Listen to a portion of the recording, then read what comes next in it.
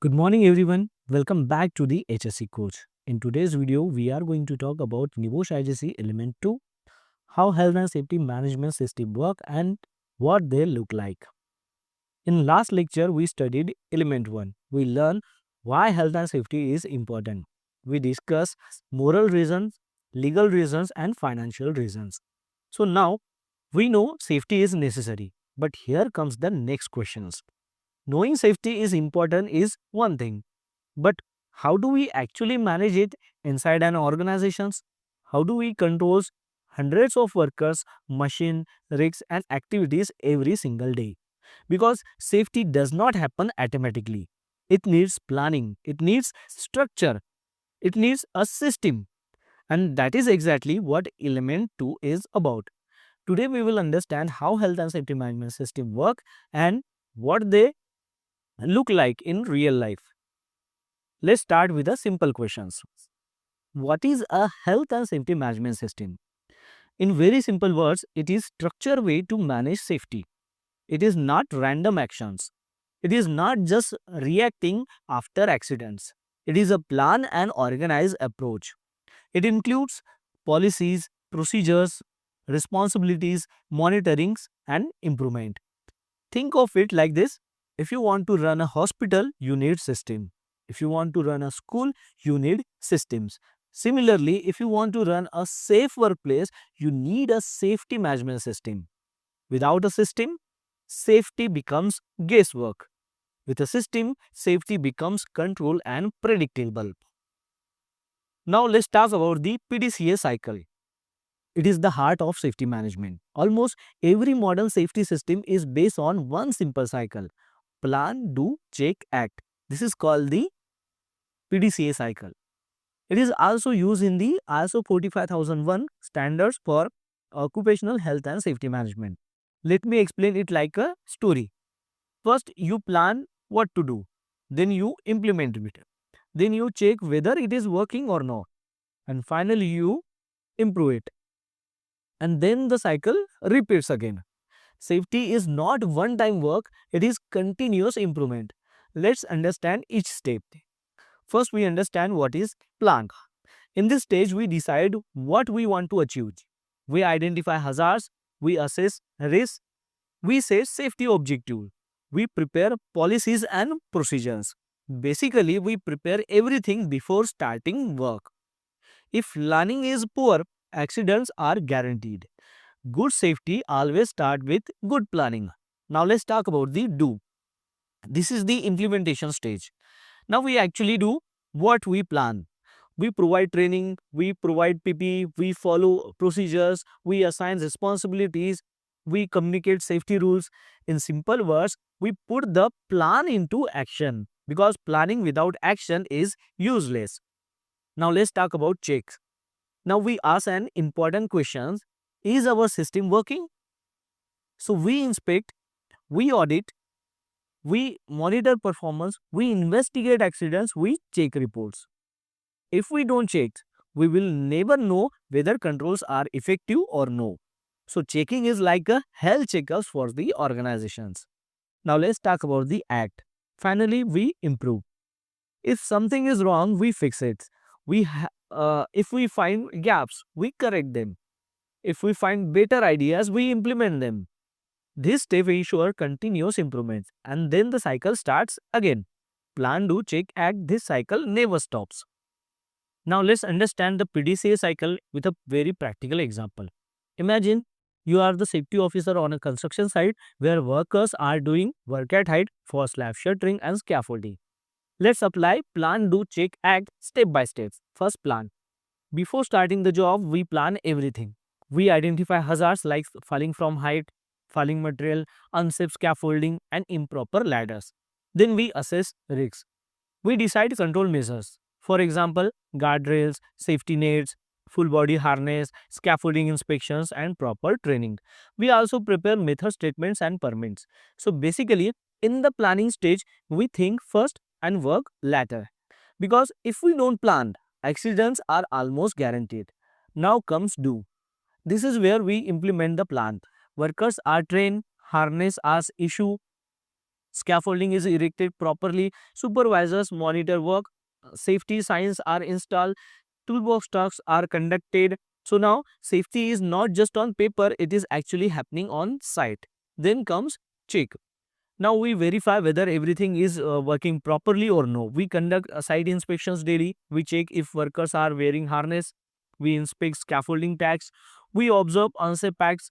We record near misses, because sometimes control exists but people don't follow them. So checking helps us detect problems early. Finally comes act. Suppose during inspections we notice workers are not tying off their harness properly. So we take corrective actions. We retrain workers, we improve supervisions, maybe we change anchor points, then we update procedures, and after that the cycle starts again.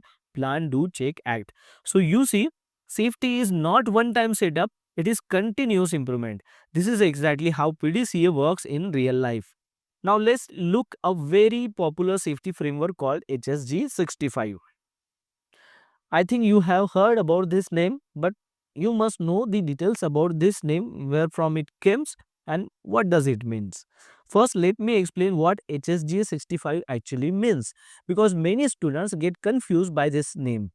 HSG 65 is a guidance document published by the Health and Safety Executive, which is the main health and safety regulator in the United Kingdom. HSG simply means Health and Safety Guidance, and 65 is the document number. So HSG 65 is basically a practical guide that explains how organizations should manage health and safety effectively. It is not a law, it is not a regulation, it is a best practice guideline. Think of it like a step-by-step manual that shows companies how to build a proper safety management system. Nibosh uses HSG 65 because it is simple, practical, and easy to understand. It divides safety management into 5 simple parts. First one is policy, second one is organizing, third one is planning, fourth one is monitoring, and fifth one is review. Let's go step by step. First one is policy. Policy is the foundations. It is a written statement showing management commitment to safety. It answers questions like, what is our safety goal? Who is responsible? How serious are we about safety? If top management is not committed, safety will never work. Safety culture always starts from the top. Next is organizing. Here we assign responsibilities. Who is the safety officer? Who supervises workers? Who conducts inspections? We also ensure communications, training, and competence, because even the best policy fails if people are not trained. Right people, right rules, and right skills are needed. Now we plan practical controls, that is planning. This includes risk assessment, safe system of work, emergency plans, and permits. We identify hazards and decide how to control them. Planning reduces surprises. Remember this, accidents happen where planning is weak. Next is monitoring. We check whether safety is working daily or not. There are two types, active monitoring and reactive monitoring. Active monitoring like inspections and observations, and reactive monitoring means like accident reports and investigations. Both are very important. Active represents accidents and reactive help us learn after from incidents. Finally, review. Management looks at the overall performance, what worked, what failed, what needs improvement. Then they update the system. This keeps safety improving year after year. Now let's understand HSG 65 with a simple factory example. Imagine you are working in a manufacturing plant with machines, forklifts, and hundreds of workers. Let's apply the 5 steps of HSG 65, which is guidance from the Health and Safety Executive. First is policy. Top management writes a clear safety policy. They say no job is more important than safety. All injuries are preventable. Then they sign the policy and display it on notice board. This shows commitment. Without management commitment, safety will never work. Next is organizing. Now responsibilities are assigned, one safety officers, one supervisors per department, first aider appointment, fire warden selected, training provided. So everyone knows their role, because if nobody is responsible, nothing gets done. Then planning. Here we conduct risk assessment. We identify hazards like machine entanglement, forklift collisions, noise exposure. We prepare safe operating procedures, we create emergency plans, we schedule maintenance. So we plan before problems occur. Next is monitoring. Every day we inspect machines, we check guards, we observe PPE use, we conduct audits, we record incidents. Both active and reactive monitorings are done. This tells us whether safety is really working or no. And finally is review. At the end of the month, management review performance. They check accident statistics, they analyze audit reports, they discuss improvements. Maybe they buy safer machines or provide more training. Then the system improves again. So you see, HSG 65 is simply a structured way to manage safety step by step.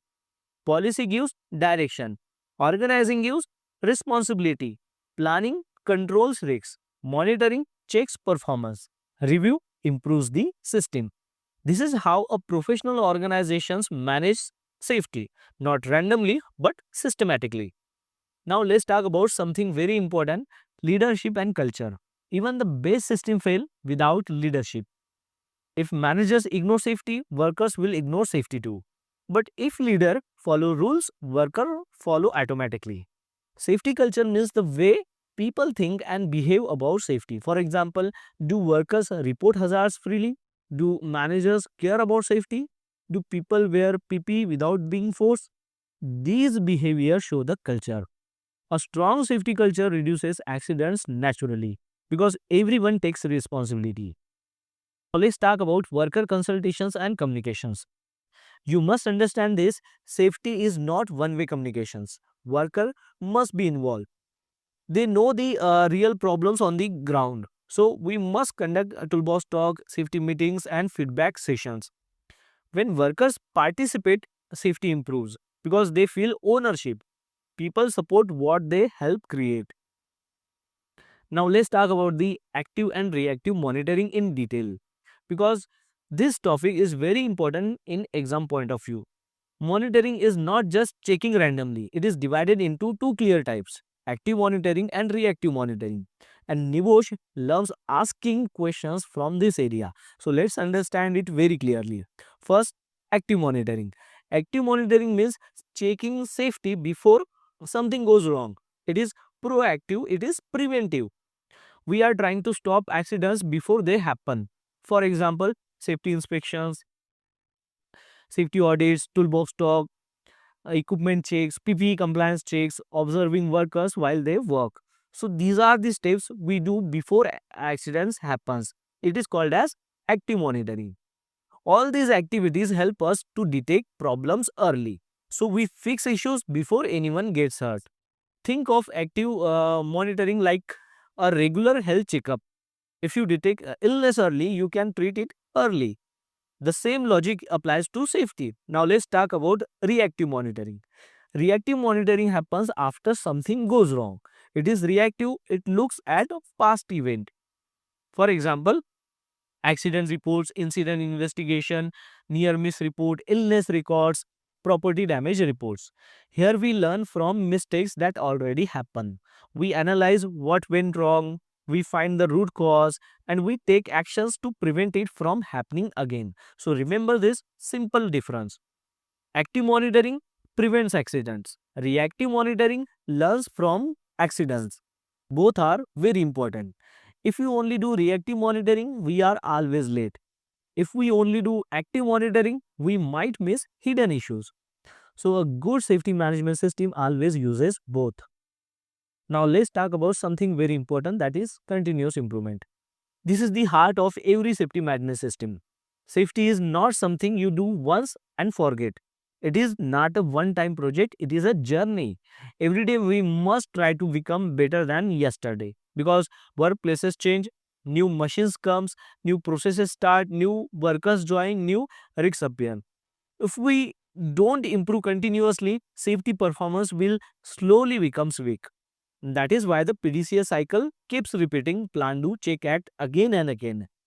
Each time we complete the cycle, we learn something new.